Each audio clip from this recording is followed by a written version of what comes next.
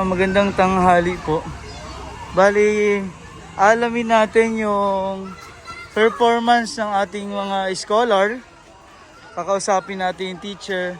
Ano yung mga na-encounter niya sa mga bata ngayong kakapasok lang after 2 years na pandemic. So pupuntahan po namin yung mismong room at magpapaalam muna tayo sa principal kung okay lang na makausap para po malaman natin yung mga scholar natin kung ayos ba yung kalagayan nila, ano ba yung mga kailangan pa nating ibigay o itulong sa mga bata.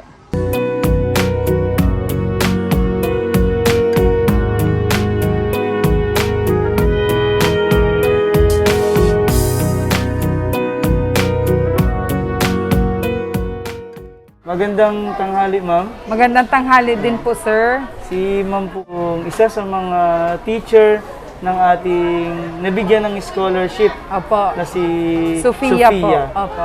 So, kumusta po yung mga bata sa ngayong katapos ng pandemic? Marami po kayong napansin na Yung mga bata po ay ngayon pa lamang sila nag-sink in sa kanila na talagang may pasok na. Tapos, pero masaya po sila, excited sila after more than 2 years nang nasa bahay lang sila, module ng module. Ngayon po ay excited sila, pero yung adjustment nila ay maraming pagbabago. Katulad po nung sa pagising ng umaga. Dahil noon, nung wala, ay kahit anong oras sila gumising. Ay ngayon po, kailangan gumising, ayusin ang sarili. Pagdating sa school, yung nagbigay po kami ng assessment. Opo. Para po malaman namin kung saan kami magsisimula sa bawat bata. Sila po ay 43 dito sa akin sa grade 3. Pati po, unang-una po ang chine-check ko ay spelling ng pangalan. Yung pagsulat nila ng letters. Kamusta po yung mga performance ng bata? Ano yung napansin nyo na parang kakaiba sa mga pagsulat nila? Ay, yung iba po ay wala sa guhit. Tapos ang stroke ng letters ay mali. May Mali mga ganun po kayo na-encounter? Opo. Mga... Tapos sa mga numbers naman po, baliktaran ang sulat. Paano pong nagiging baliktad? Halimbawa po sir, yung number 7, baliktad po yun, pag ganoon. Kung pagguhit nila ng number 5, mali din po. Kahit paano ang stroke. So, marami talaga po kayong na-discover na medyo kailangan ayusin. Opo, marami pong i-repair. Kasi sila yung bata na kinder noon, na hindi na nakapag-grade 1 sa school. Bali, bago mag-pandemic, sila Kinder. yung mga nagsisimula pa lang na matuto. Sila yun. Ng mga batang naabutan ng pandemic. So, ibig sabihin, halos 2 years talaga po, no? Opo. Yung na-stuck sila sa bahay. Kaya po sa totoong buhay, ay hindi pa namin masusunod yung talagang dapat lesson nila. Ang amin pong gagawin ay doon sa kanilang ide-develop muna namin ang reading ability ng mga bata. Yung sa numeracy, itatama muna yung pagsulat. Kahit yung mga simple lang po na ganun, basta't nandun kami sa simula ay tama para mabilis na ang aming pag-develop sa kanila. Biglain. More on assessment. Opo. Yung Assessment, opo. Reading, sa literacy and numeracy. Kasi po ang level nung iba o nung marami ay pang grade 1. Konti lang po yung yung ahead ang knowledge. Yung nakakasabay sa dapat sa turo level ng grade 3. Opo. Ay syempre po, iba yung activity na ibibigay ko doon, iba din doon sa nakakarami. Kailangan talagang, kayo po, nahihirapan ba kayo? Mahirap po, sir. Kasi iba yung tuturo mo na doon sa magaling. Activities niya. Iba po doon sa average at iba doon sa slow. Talagang malaki pong sakripisyo din ng ating mga guro. Opo. Totoo po yan, sir. Talaga pong malaki. Lalo ngayong parang nagsimula from the scratch ulit dahil Opo. 2 years din naman nawala Opo. Totoo po yun, mga sir. hands-on Kaya teaching. kailangan po ay yung puso namin ay nandun talaga uli sa pagtuturo ng mga bata. Lalo na yung ganitong edad, parang grade 3, marami pa silang dapat bantayan. Oh, mahirap po talaga, sir, dahil from kinder na bigla sila na grade 3 na uli sila mapasok. Sa iba't ibang level ng aking mga eskwela dito sa grade 3, Malinis, dito sa Papandayan Elementary So, School. ibig sabihin, kayo na po ang nag-effort na Opo. gumawa nito para po sa mga estudyante. Opo, kasi po ito po para sa mga talagang hindi pa nakakakilala ng AIIOO man lamang. Ere po ay dun sa medyo marunong na, nakakapantig. Kasamahan po ni Re. Bali sa mga beginners na Ere talagang nasa low, yung pag-intindi ng bata, dito po muna. Dini po, opo. Itong una. Ito. Pag marunong-runong na, pwedeng Alipat ko isabay po dito. dini. Yung iba naman, marunong na talaga po dito. Opo. Kaya ang mahigit kalahati po ng bata ko ay dini. Mahigit kalahati. About po sa scholar din namin, kumusta yung performance ng bata? Nakikita ko ganitong po yung 1 week pa lang, di ba? 1 week pa lang na tuloy-tuloy ang pasok. Okay naman po yung pagpasok niya. Tapos siya naman po ay nakakabasa. Nandun siya sa middle. Sa middle. At yun po ay ating ide-develop pa.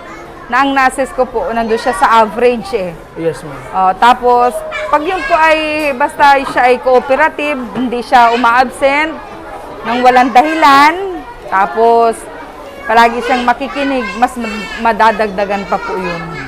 Kasi kaya humanga po ako sa batang yan, Oo. pumapasok yan kahit walang binigay na baon, Mm. walang pagkain. Opo. Kaya nung nagpasalamat din kami dahil nagkaroon kami ng kakayahan Oho. na magbigay ng scholarship. Opo. Yun, nagkakaroon naman na siya ng may dalang baon ngayon. Pero nung una naming nakita siya, talagang umiiyak siya na kahit hindi pa sila kumakain, walang maibigay sa kanya. Lumibot ako kanina, nagkakainan sila corn beef ang ulam niya. Corn beef at ketchup. Kaya Kasi ako'y pag ganun, masaya din at nakapagbigay kami ng scholarship inalibot sa ko kanila. sila para maramdaman nila na malapit din ako sa kanila. Kahit ako'y nagagalit bilang guro dahil sila ay 43, ay aisa naman ako. Normal naman yun. Talagang yung sakripisyo ng makapagbigay ng talino at kakayahan sa bata ay nanggagaling talaga Yung sa inyo. kaalaman. Yung tiyaga nyo po, medyo, lalo yung ganyang edad, halos puro laro pa ang nasa isip ng mga bata. Ay ngayon ay sila ay okay na. Sabi ko, tapos na yung taon na mas marami yung kanilang laro.